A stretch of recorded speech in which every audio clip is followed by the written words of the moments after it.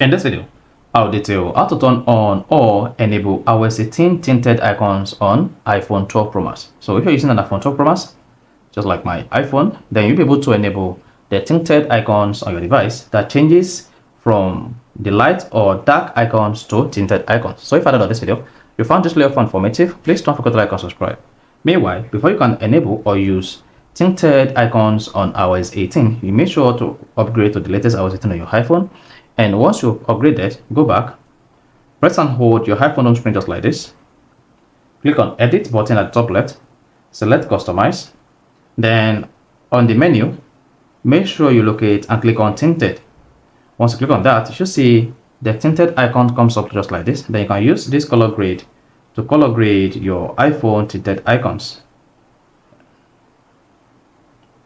Then once you're satisfied with the color icons like this, click outside, and that is going to save your iPhone icons as tinted. See that?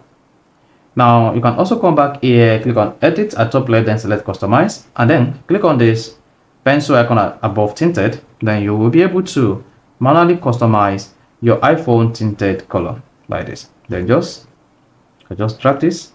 You see that? Then if you click on it again, you want to have more of this, then this is what's going to have on the icons. Then once you satisfy, click done. So that is it. So that's how you can easily enable or turn on iOS 18 tinted icons on iPhone 12 Pro Max. So if you found this video informative, please don't forget to like and subscribe.